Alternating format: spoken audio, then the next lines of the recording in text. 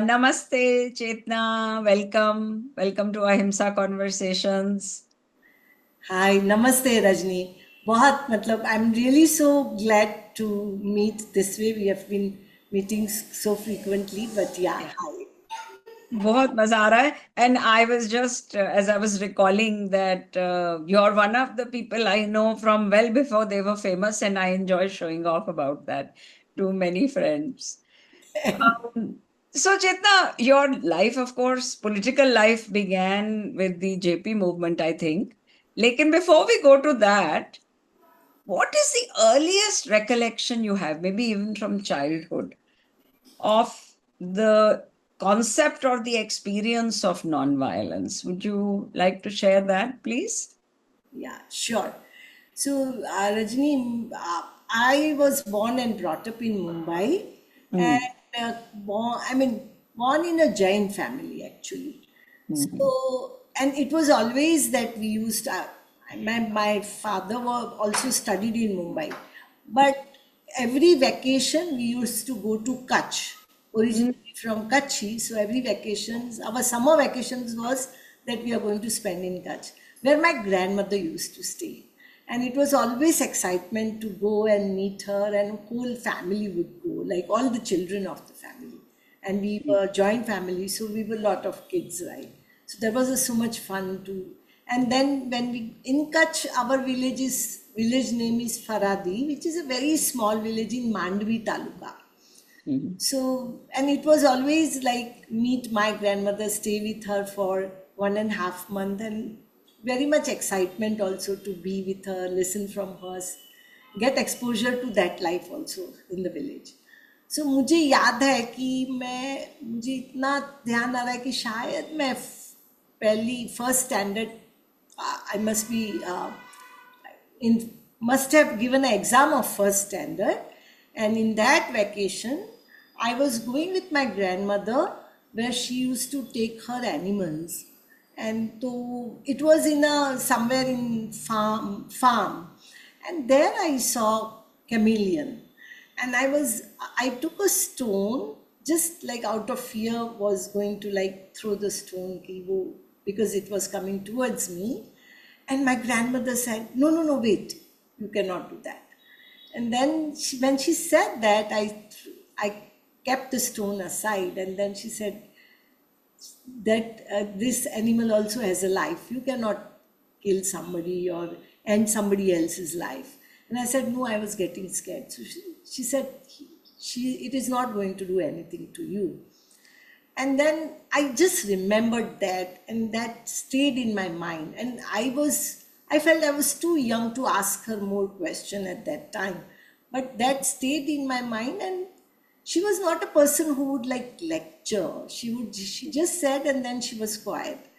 But and because we really liked her so much, so whatever she said, we would follow it very strictly. So since then, even today, like after so many years, maybe more than you know, nearly 60 years, I am whenever if something like I take it, it reminds me my grandmother's face that no, no, no, you shouldn't do that. But later on, when I grew up, I just asked her that, why did you tell that? I mean, why did you stop me? And because I was also wanting to debate with, and when I asked her at that time, I was quite understanding the Jain religion, but at the same time, I grew up in a family where a lot of science was discussed and lot of rationalism with my father. And I remember that a lot of magazines used to come. So in the house, there was always discussion about, religion and being rationalist, being scientific, um, all those rebirths, we don't believe it's science. We used to discuss this a lot. My dad used to also talk about it. And Mm, at the same time, we could see our grandmother would talk very less, but very busy. But in vacation, she would also go in afternoon. She would go to temple. So I mm, asked her that, did you tell me, did you stop me because you believe in Jainism and ahimsa and non-violence? So she said that. She just answered that I believe that you should not, I believe in non-violence. She didn't talk about so much of Jainism as such, but she Mhm. did said that yes, ahimsa, you cannot. And for everything she had, like, if we spill lot of water, she would say you cannot do that. And Mm. so these were the things which my grandmother, I remember that, like, and Mm. that actually started in our mind about ahimsa, maybe. And also, because she had some, and I was always curious about it because she used to not speak a lot, but I would always see her working so much, working with for animals, particularly in house, also working quietly. So I would ask her a lot of things that, when she taught. So I do remember that in Mumbai we were staying in Nal Bazar, and Nal Bazar, Bindi Bazar are very close. So when our lane ended, Bindi Bazar was there, and Bindi Bazar was totally a Muslim population. Nal Bazar, Goldeval was a Hindu population. And it was very vibrant. I mean, we used to like our house very much because there was so much street life there. We used to go there. And but when the cricket used to be there, it would always happen that when India Pakistan cricket would be there, you would hear a crackers when Pakistan wins. And that used to make us really, really angry. So then in vacation, again, I would go to my grandmother and I would say, now, see, these. We were discussing we siblings, brothers and sisters were talking that every time when India Pakistan happens, this happens. And then one of my sisters said that of course they are, because all these people, those who are staying in Bindi Bazaar, are anti-national. Again my grandmother said that no, anti-national is a very big thing. So we were arguing with her that how can they then fire the cracker when Pakistan wins. And coincidentally, at that time, uh, the war had started, and we were in Kutch, and Kutch is very sensitive. This is, I'm talking about in 71. The border district. Yes. So then, somewhere we saw in the newspaper that in somebody's house, some transmitters were found. It was published in newspaper, and it was also published that name of the person who was non-Muslim. So then my grandmother immediately said that, see, this is anti-national. What y'all are talking is not anti-national. So all these things actually made me think that her way of thinking is very different. And then we started feeling that she has so many things to say. And then we used to ask her that, okay, you know so much, then what do you know about the freedom movement or Mahatma Gandhi? And I do remember that she couldn't read and write, but my father used to say that you should ask her more because when when Gandhi died, she had fasted. Even when Nehru died, she had fasted. So then we asked her that, why did you do that? And what did you feel? So she said that, no, we got a freedom because of Mahatma. But at the same time, he just said that he cared for everyone, not only humans, but everyone. And on the other side, I could see her always that, working and always with our cows, buffaloes, and with animal, or always doing something or the work, but very busy in working.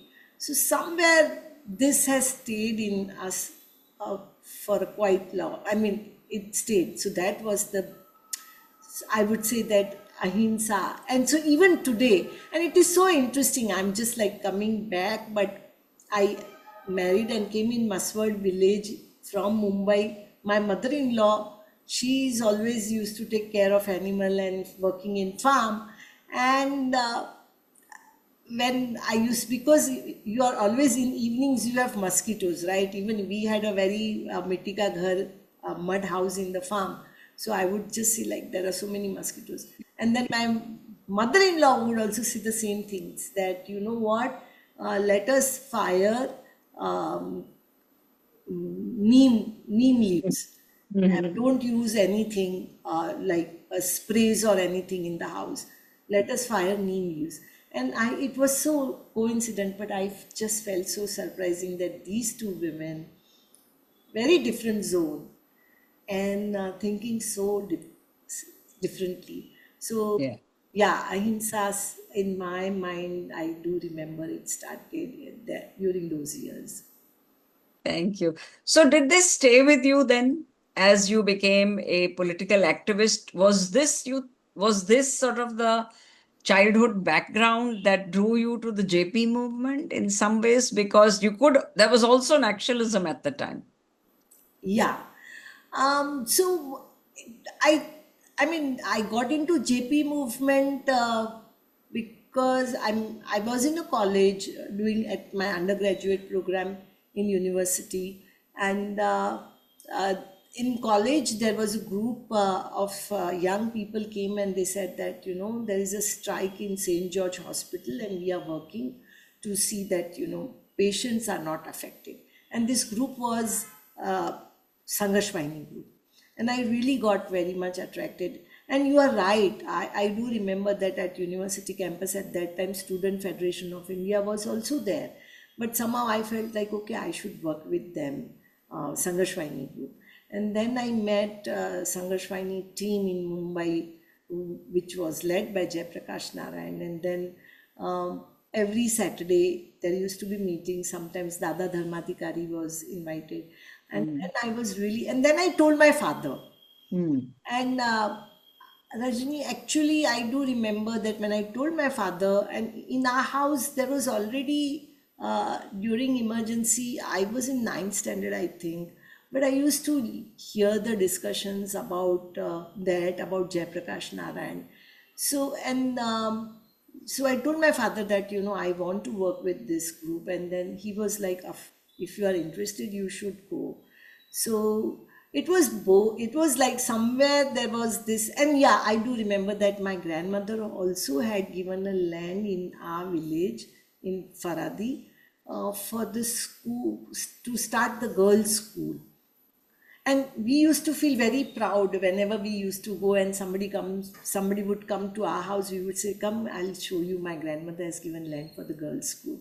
So I do think that there was these interesting things which were already there in the mind and got an opportunity to get in because you need to meet someone, right? And Yeah. at that time, universities there were strikes were going on, and so we met. I met this group, and yes, I got into JP movement. बहुत खूब. So this slogan, हमला चाहे जैसा होगा, हाथ हमारा नहीं उठेगा. How did you experience it? Because at some point you were on the ground, right, in Bihar. Yes. What year was that? It was 1981, Hmm. and with the GP movement, before we were working in the slums of Mumbai and all, but because from Bihar, team would come and they would talk about Bodh Gaya Andolan. Hmm. Bodh Gaya Andolan was the movement against Mutt. And Hmm. this Mutt had a Bandhua Mazdoor, bonded laborers, Yeah. and Mushahar community, from Mushahar community. And these bonded laborers were forced to work and they were just given food but nothing else. So the Sangashwaini team was working there to release them and get them free from the Mutt uh, and organizing them. And they used to come to Mumbai and talk about Bodh Gaya movement. And then there was a lot of repression from the Mutt also. And Bihar had that, not only this Mutt, but other upper caste communities also had guns and all those. So Bihar was very violent in that way. So when Sangashwani team would come, we used to discuss that, our movement is peaceful movement and how do we believe in that and all. And then how these agitations are organized. And the team of Sangashwani would come to Mumbai and they would say that we need a women activist who should work in the villages with us because there are so many women who are active and it Hmm. would be very helpful if we get women activists. And it was not very in Bihar also, there to get women activists, the team used to go to Patna in Patna University because JP movement was more with the young people. So can we get a young women to come and work?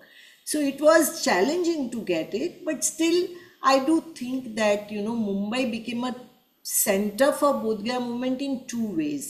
Hmm. One was that to have the resources, because Sarvodaya movement, there was like, JP also used to come to Mumbai to mobilize the resources, meeting media, having press conference. So we used to organize all these things for Bodh Gaya movement leaders.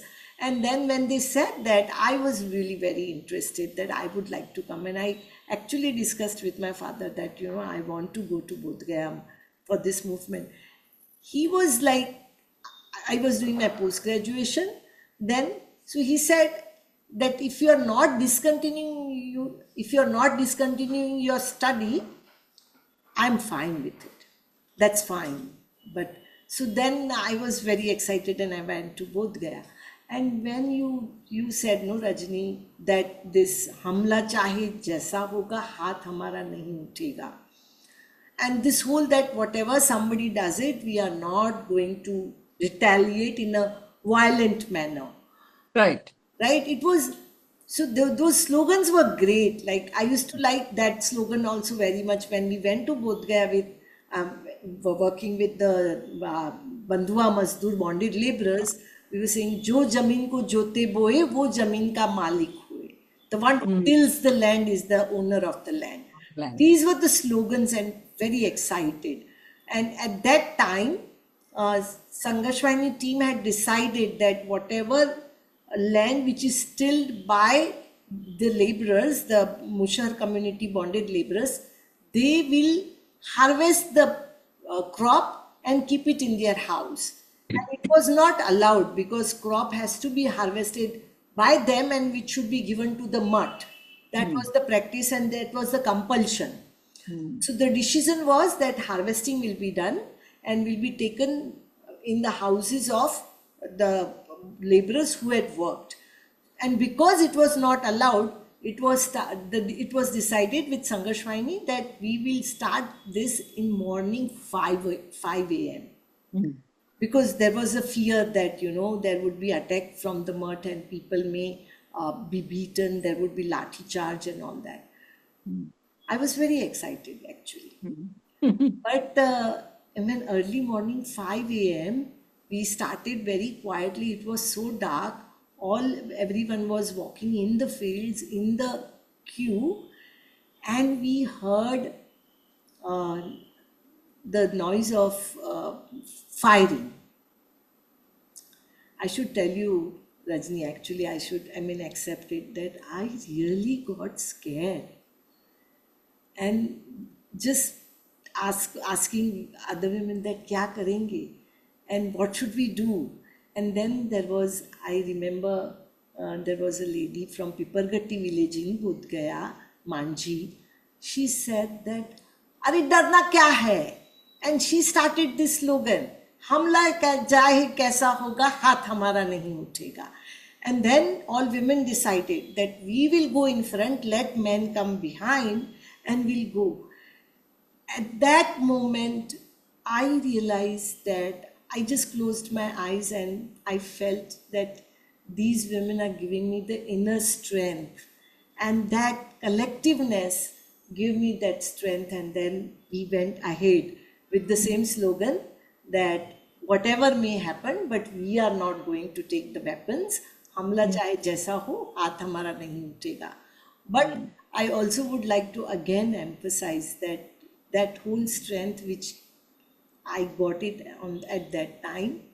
I was just, and then I wrote after that we harvested the crop, we got everything at home. We were like where everybody was delighted and felt a sort of a victory also. But at that time, I just wrote a letter to my dad that this was such a different experience, and then there was this whole discussion about Gandhian thought, Gandhian ideology, why Jayaprakash Narayan followed this, why Jayaprakash Narayan made very clear in Bihar, particularly when there is a Naxalite movement was there, but that we are going to lead the peaceful movement. So that's how I think it is very, that day I also realized that it is very easy to give this, I mean, uh, say the slogans, but when that situation comes, Yeah. it's you get a strength. You never know who from whom you will get strength. I would say like I got strength at that time from those women who had never read anything, who had never gone to the school, who had never, but who had actually tilled that land, who had worked on that farm, and Yeah. we were sure that this is our right to do it.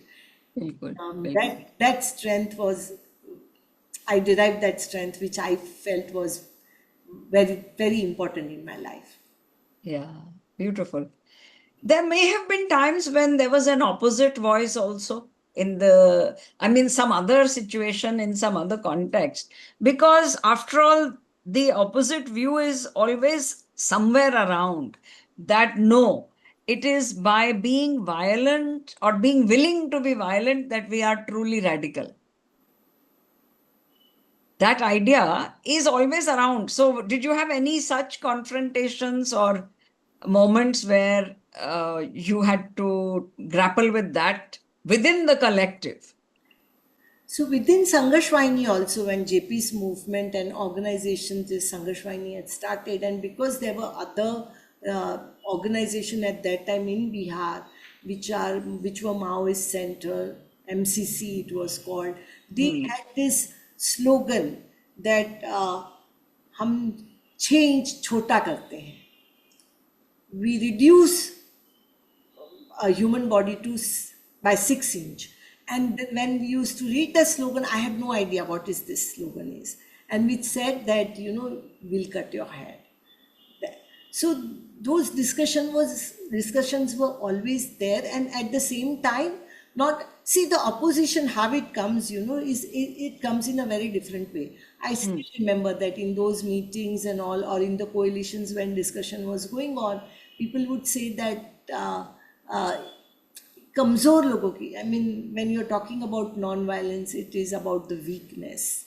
You all are weak, and because of that, you all are talking. Oh, And matlab that those who are weak try to be non-violent. yes, Okay, that exactly. was the allegation. That allegation was always there, and Hmm. not only that, but then they make fun of you, right? Hmm. They tease you that you all are weak, and that's why you all are talking about non-violence. I think that the most important, I mean, when you start question yourself, when you are made up, you are laughed off by some people, like in that way. So that actually, when this discussion used to come, I again remember that the community leaders in Bodh Gaya movement, they were Kumar Karuji and Hmm. Kumar Manji. These people used to say, Ki, what are you talking about? Weakness. I mean, we have been actually working here for years, and we have been beaten, and we are not weak. In spite of all that situation, we are today standing and taking or agitating this mutt, which is so powerful. Hmm. So it was these discussions were going on, not only in Bihar, Rajni. I was also part of Namantar, the Hmm. changing the Yes. name of Ambedkar, uh, Yeah. Aurangabad Aurangabad movement. University movement. University, yeah. So in that movement also, there used to be that was a totally different in a way. Both the communities are Dalit, but here the movement was to give the name of Baba Sahib Ambedkar to Marathwada University, and Hmm. there was already the violence was there from both the side, and Sanghashwani decided that we will participate in it because the atrocities which happened to the Dalit communities, now actually it has become a sort of a struggle of dignity for them to get the name of Baba Sahib Ambedkar.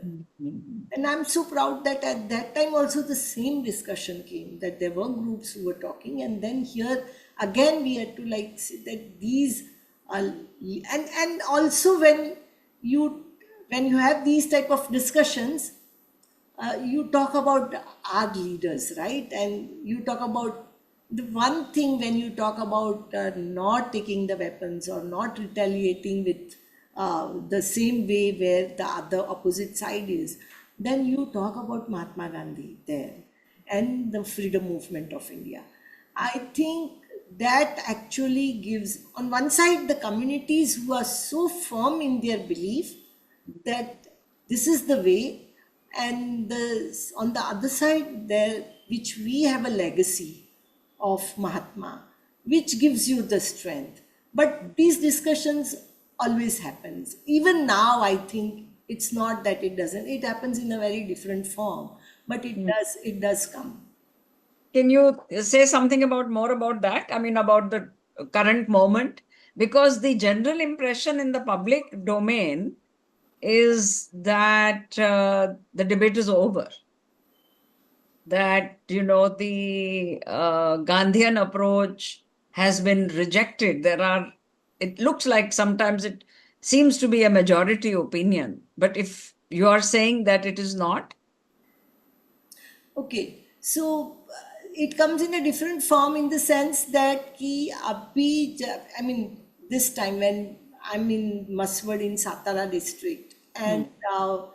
this is a most drought-stricken area. Of course, Hmm. now we have got water from different dams, and also the rains are there. So drought is comparatively felt less. But that whole issue of water had been such a big thing in Maharashtra, right? How do you get water? And those water fights are very different. And wherever you want, I mean, I would just give you an example that in Satara district, when Mandesh area needs to get a water from Urmori Dam, and Hmm. we were actually struggling for that. A lot of people said that it is important that we break the pipes and take and see that we should get the water, and we said no, it's better that we do rasta roko. It's better that that decision has to be taken. Of course it's, and even if you break the pipe, how many days are we going to get the water? And so why don't we get the policy decisions to be changed? And you have to do that. I mean, you have to bring this uh, thinking that this is the way that we should go ahead. uh, Hmm. it does come in that way. Or yeah, I mean, immediately I got this in mind that in water issues also there are a lot of water fights in Maharashtra, and Yeah. finally you can get it only by, not by force. This problem is not going to solve, right? There has to be some decision, some policy level decision which will be taken by the some administration, and then it will be implemented, right? Otherwise, how are you going to solve the problem as far as your long term solutions are concerned? Yeah. Yeah.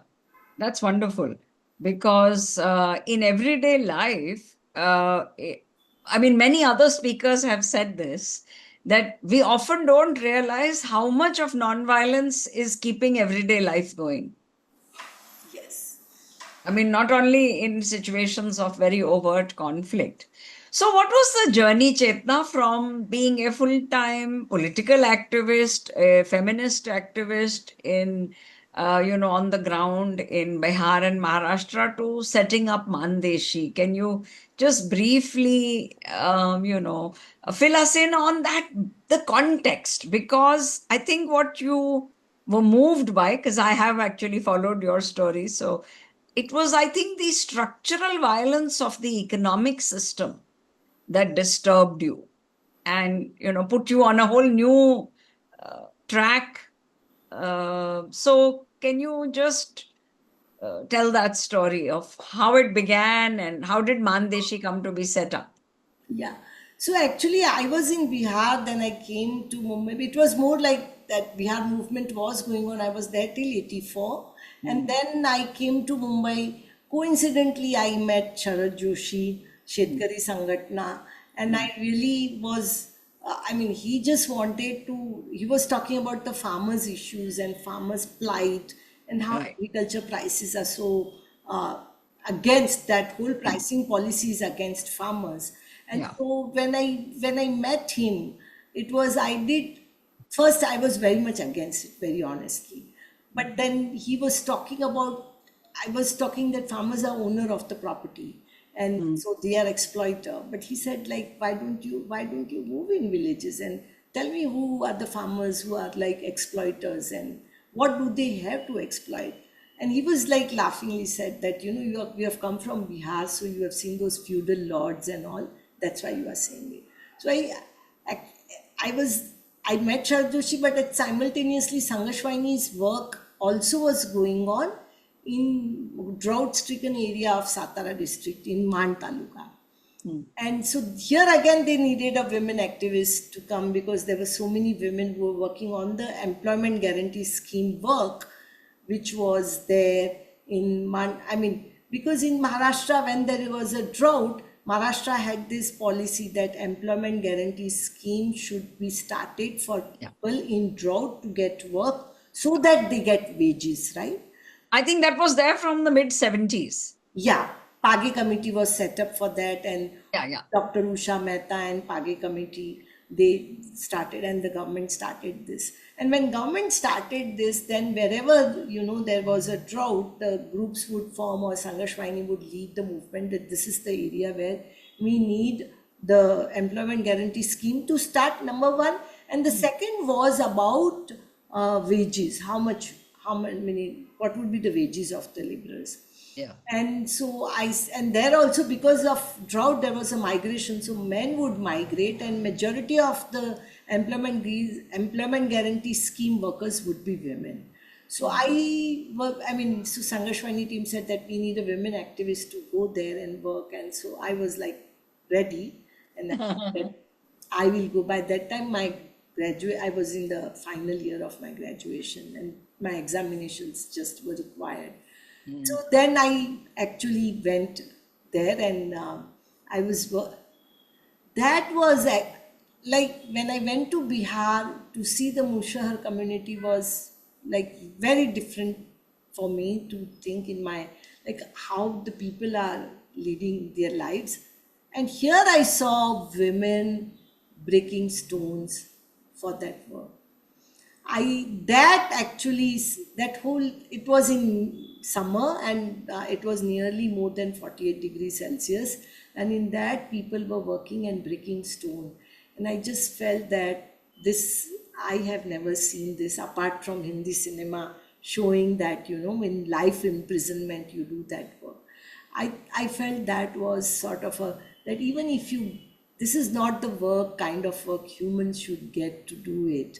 That I felt was very much, I could see that was a very different violence in a way.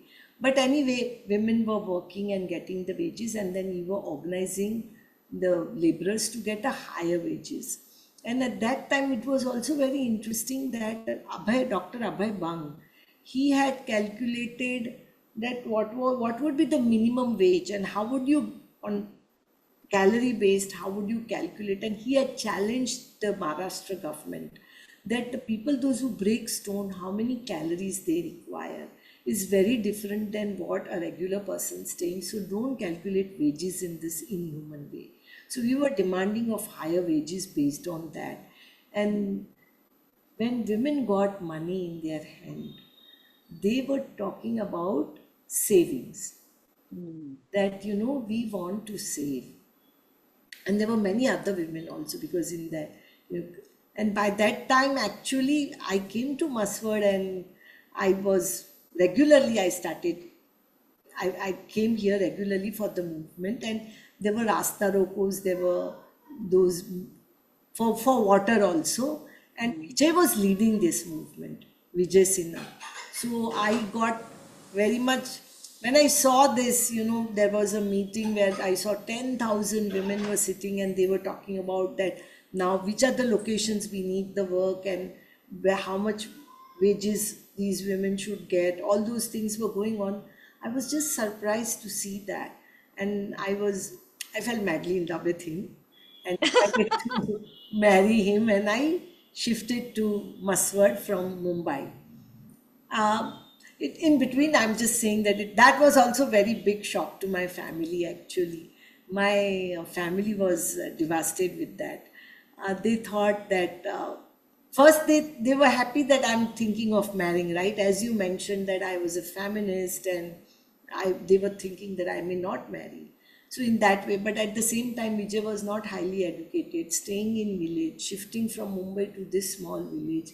Will I be able to survive? So all those issues were there. I'm sure there was an intercaste issue also. Yes, it was intercaste, interreligion. He came from other backward caste and no education. And I think my father had more concern on about that not highly educated, and he felt you won't be able to survive to stay in the village from, I mean, coming from Mumbai. But then I was so firm, and he was also like, I don't agree with you, but it's if you want to decide, you have a liberty to do that. So then I shifted from Muswat, and it was our like just a marriage of like court marriage, nothing. We just went to court and signed the papers and came back, both of us.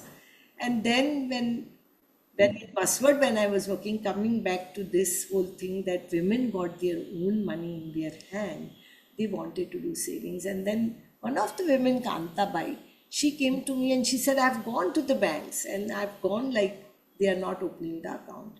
So then I also went with her to the bank. There were two banks at that time, and they said they want to save 3 rupees a day, 4 rupees a day. They cannot be an affordable client for us.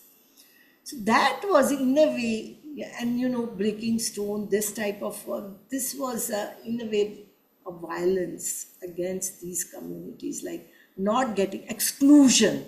The exclusion was to an extent where they cannot get enough food, not lead a decent life.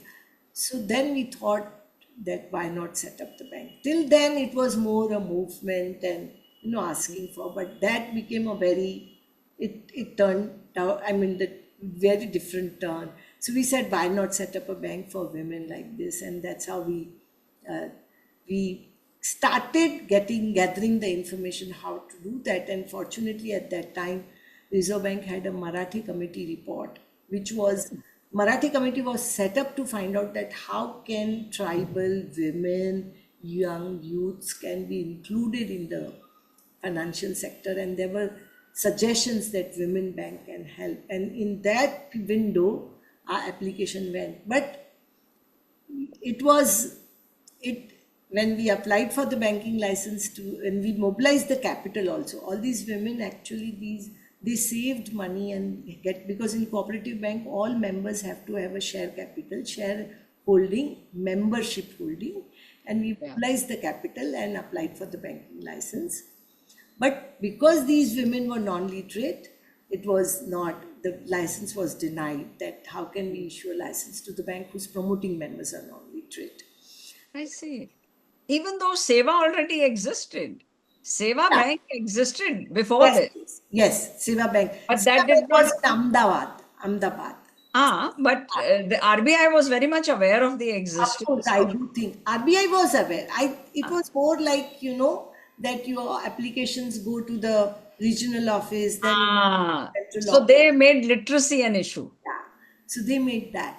And so then we said that, okay, I thought like, we didn't get the license. And in fact, actually, not only Siva Bank, I had met Ilaben Hmm. during, because Ilaben had told me that, that is you should think of big institution, not small. So think of bank. So then our literacy classes started, and our area was also like, it was more than 70% of the population of women was non-literate. And women were saying that they denied, but there were no school in the villages here. So how can we would know to read and write? Yeah, yeah. Then after 6 months, we applied again. Hmm. At that time, I wasn't sure we are getting. So I told our women that why don't you come with me? Because first time I've gone alone. Because I felt they should listen no instead of me. Yeah, But yeah. I wasn't sure how they will be talking along. So when we met the CGM at that time, Uh, and women were very like confident. They were talking and they said that we cannot read and write, but we can count. And Great. yeah, and they were so like they said, what? When we were growing in the villages, there were no schools, so we are not responsible for our non-literacy. Yeah. And they said they challenged the officer that ask us to calculate the interest of any principal amount. If we fail, don't issue the license. But tell your officers to do it without calculator, do the calculations without calculator, and see who can calculate faster. So, needless to say, like after 5 months, we came back, we were not sure. After 5 months, I get a phone call from, I mean, trunk call from Postal Department, Postal Office, that there is a trunk call from Reserve Bank of India. And I was like, okay, I wasn't sure for what they have called me. And when I went to the post office and picked up the call, they said, Madam, you didn't come to pick up the license also. We have dispatched the license. And they said, this is the first license which we had dispatched to your place and you can start the bank. So that's how Wow.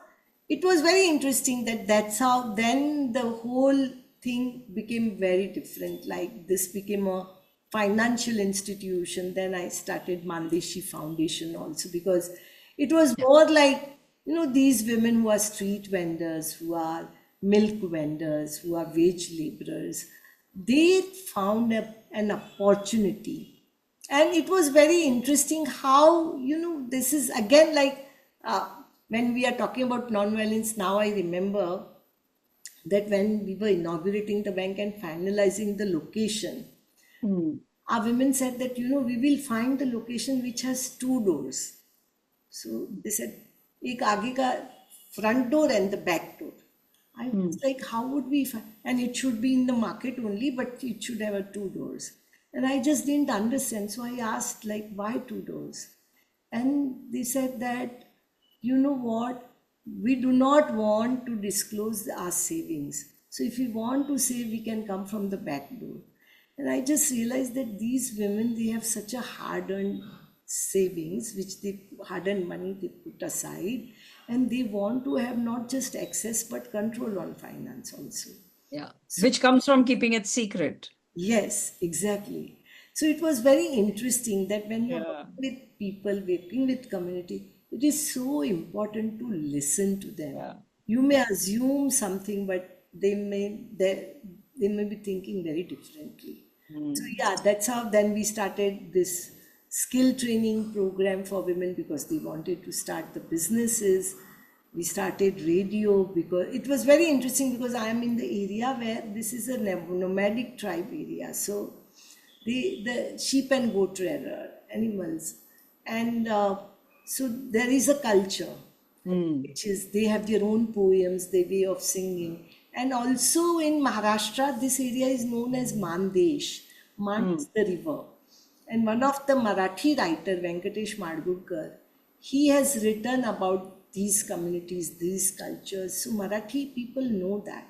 So Hmm. then we thought, why don't we preserve this culture? So we started, and it was difficult to get the license of radio also because Of you have to course. go to information broadcasting ministry, get license. You have to go to home ministry for frequencies.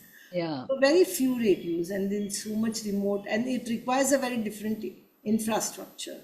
Yeah. I have a tower and everything. But I just saw that, group was so active with all our women that yes, we'll get the license for radio also. So we Hmm. started a Mandeshi radio and we have some very famous radio jockeys. Who have come to work with Yes, you. yes, these women. And Yeah. they have not been to the school, but yeah. In Yeah. fact, these are, I mean, I should say that it was very interesting how we got the radio jockey. So one woman Kerabai, when Mandesh used to get the drought. So Kerabai came to the bank to mortgage gold. And I thought like Kerabai is coming here to mortgage gold. I asked her, why are you mortgaging gold? Do you want to pay fees for your child or son or, for higher education? And she was like, don't you realize there is such a bad drought? There is no fodder, no water, and my animals are dying because of that, and I don't want my animals to die this, and without my animals I don't want what will be there in my village, then I will end up in the slums. And you are, I mean, she made this comment that you do so much, but if in search of water, if we leave this area, with whom are you going to do banking? And I think she had a very valid question. So I told my husband Vijay at night that Kirabai had come and she had said that. And he said that we should do something. So then we decided to start I mean, I wasn't actually very confident, but he was so sure that next day in front of temple, he made a very big poster and he said, we are starting a cattle camp for farmers who cannot afford to have a fodder and water, who cannot get in their villages. At one place, we will be able to do that. And within 8 days, we got 700 farmers with 7,000 animals, and we started providing water and fodder. But it was so challenging. But how did you fund this? Yeah, that's what. It was so challenging that 8 days we could do it, like, get some from farmers and all that. Farmers were also, because it was such a bad drought that nothing was available. Then we went to the government and we said that, and it was already lot of newspapers had covered. So we told that if government does not decide anything, all these farmers will have to sell off their animals or leave their animals. And farmers do not want to leave it. No, no, because Then farmers said, replacement is so expensive. yeah. So farmers said that if we have to come to Mumbai, we will come with our animals to Mumbai. And that made a very big news that with all the animals, we went to Tahsil office, and that whole office was filled with animals. And then actually the special policy was designed for the cattle camps, and then the cattle camp started. And it was very unfortunately that year it didn't rain, so we had to continue that cattle camp for more than 18 months. And it was I mean, of course, support was there from the government, but also it was very challenging, a very different time. I learned a lot during that cattle camp from farmers, particularly, like how, I mean, that when you mentioned about non-violence, like how everyday non-violence keep you going, right, in that way. I do remember one lady from Divada, Parvati. She came with her 4 animals, and she started because it was so hot in May that she started at 5 o'clock in the morning, and she reached the cattle camp around 10:30. And because it was also supported by the government, so there was whole system was there that you have to register, you have to give your photo ID, everything. And she entered the cattle camp, and our manager was there sitting, and she was saying like, give us a photo ID, give us that. And she said, I've not got the photo ID, but I will get it. But she said, before all these records, why don't you allow my animals to drink water? And she said that, afterwards you will not get it, we have to give to government, and it is, that was going on. And she was like requesting, and that time Vijay, my husband, he saw that, and he got very angry that first get her animals water. And then when she was feeding water to animals, both of us were, I mean, we were there. And she made one comment which stays with me now also. And she said that, what, when my animals when I every day morning start milking with my buffalo, she doesn't ask me photo ID. And we have fed children with milk. I mean, everybody drinks milk. All children are fed with the milk, and our animals does not ask photo ID. So that was actually this what you said, right? That this non-violence keep us going, and that made me think like we told Parvati that it was such a important lesson for us that it is so important that this whole idea of caring for each other and coexisting was very, very different. I mean, I just would like to share that. बहुत खूब, बहुत खूब. Do you sometimes feel that as though this is an island of well-being in a very large, troubled space? Does that feeling come? Because around you, even in Maharashtra and certainly in the rest of the country, we know that enormous suffering because of the structural violence continues. I mean, recently somebody was telling me uh, how much the migrant workers suffer. So how do you handle that contrast? Because after all, it's a very basic thing that each one of us can only do what is in front of us. And yet we can't help being aware of what is the larger crisis.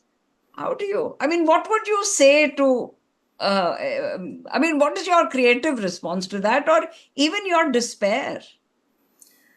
So Rajni, actually, I do think, when you read the newspapers, when you see, I mean, the type of lynching, I mean, something which really makes you, and migrant population, there is so much of suffering, yes, but when you see the population, people coming together, a mob lynching, I mean, I do remember in Satara district only, in Pusisavadi area, somebody had posted something viral on mobile, and that person was just killed by the group of people, which was just 45 kilometers from where I am.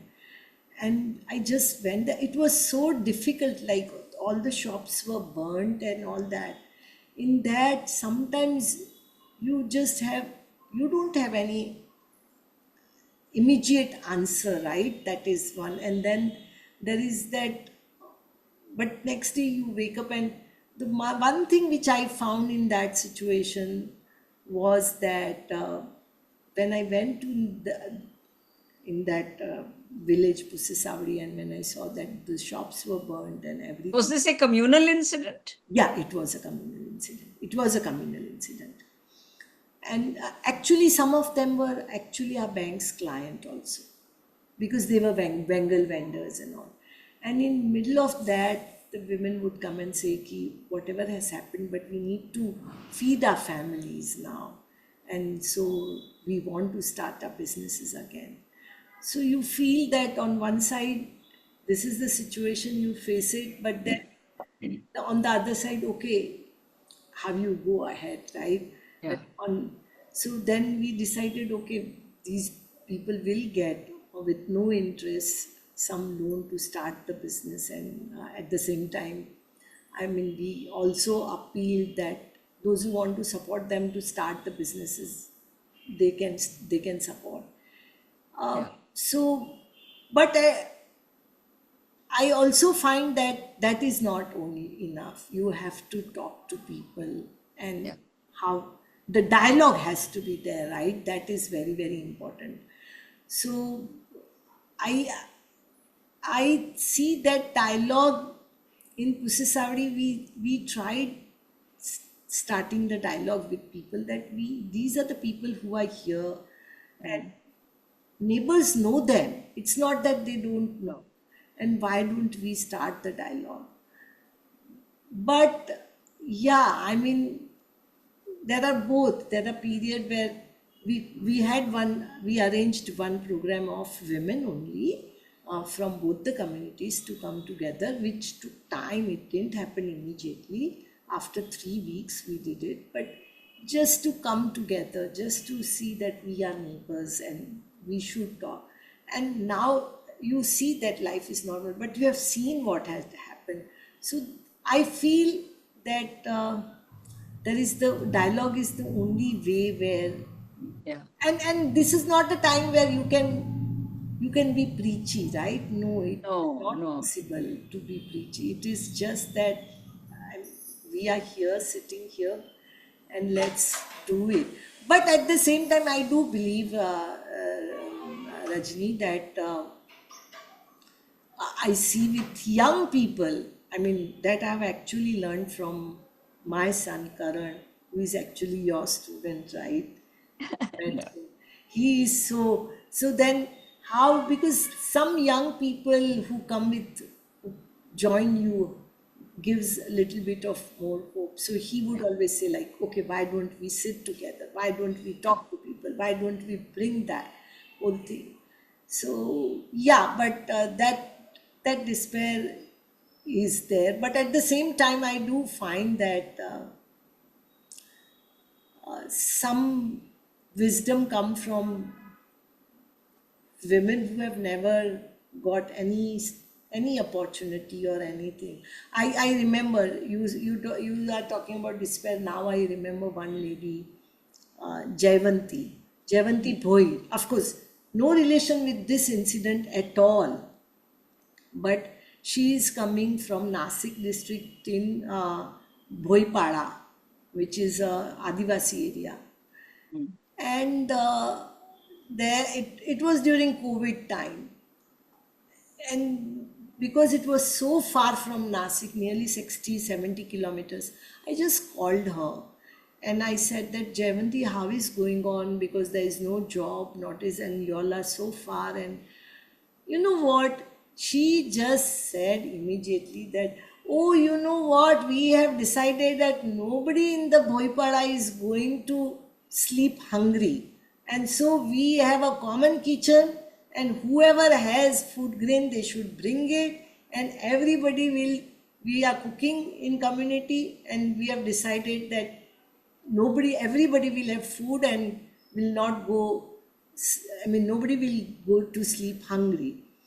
So sometimes such things when you hear and listen, and Jaivanti, I was like, Jaivanti, this is something which I have never, it didn't come in our mind that, something like this can be also done. But this Adivasi lady, Jaivanti, and her friend, who was a sarpanch of that village, she is also Jaivanti. Both of them decided. So sometimes when you hear these things, then Yeah. you find like, okay, these are the things which keeps you going. We also need to pay attention to. You know what you said just now reminds me of what Anil Gupta said. You know Anil, right? अपने IIM में जो पढ़ाते Yeah, थे. yeah, Anil Gupta, yeah. Anil ne, in his conversation, he said, yes, in the last few years, violence has increased. But he said, if we only focus on that, we will lower our own energy. Hindi में उन्होंने कहा, अगर हम खाली उस पे ध्यान देंगे तो हम अपना हौसला नहीं बना पाएंगे. So what I'm hearing from you now in the same way, in the same spirit, Chetna, is that not giving up is itself a way of taking a stand. Yeah. Or otherwise, I saw one thing, Rajni, which you said, like, I really liked it. You said, no, कि लगे रहो. हाँ. भाई ने कहा लगे रहो मुन्ना भाई. ये जो है तो, या मतलब, और वो जयवंती का सुन के ना, when I heard her and saying that, also I felt like when poor people find the solutions, no, those solutions are not poor. Poor people never give poor solutions, right? Those solutions are like sabke liye. It's everything is, it's there for everyone. The whole pada was like, okay, nobody will go hungry. Nobody will go to bed hungry. Now, this was such a simple thing, actually, and not very difficult to do it. But the solution was so rich. Mm. So, I mean, that actually you learn these lessons from these from. बहुत good. That is wonderful. So, in kind of wrapping up, I like to always ask people, what is your advice to young people today? See, because around me, I do meet a lot of young people who are troubled by the state of life as we know it now, whether it is this structural economic violence, this social violence that we are seeing in lynchings and other forms of discrimination. And of course, there is the whole climate situation. So I do see young people who are disturbed by this and they want to do something about it. But sometimes, अब मैं हिंदी में ही बोल सकती हूँ, उनका ना हौसला डगमगाता है कभी कभी. Their courage sometimes wavers because they feel overwhelmed by the situations. So, what are some of the ways that you can advise them to keep the courage up?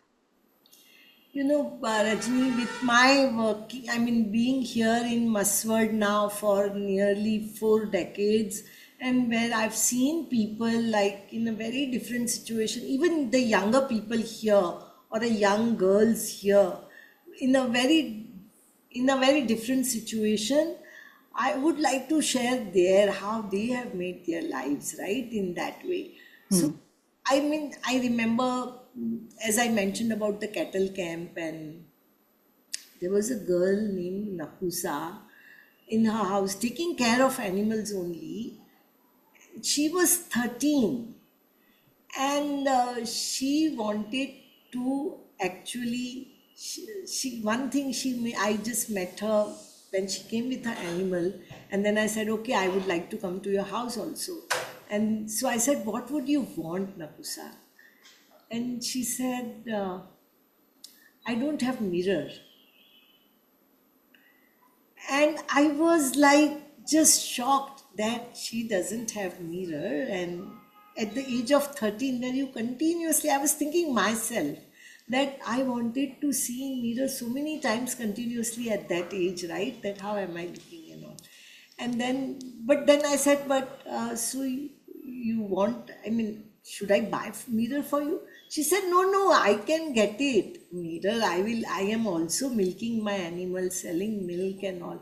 But that will come much later, no, because I need to buy this, I need to buy. And her choices, what she had made, what to buy and what for what. I was just amazed by her wisdom. Like, because her father was sick, so she said, at present, when whatever money comes goes in the medicine of my father.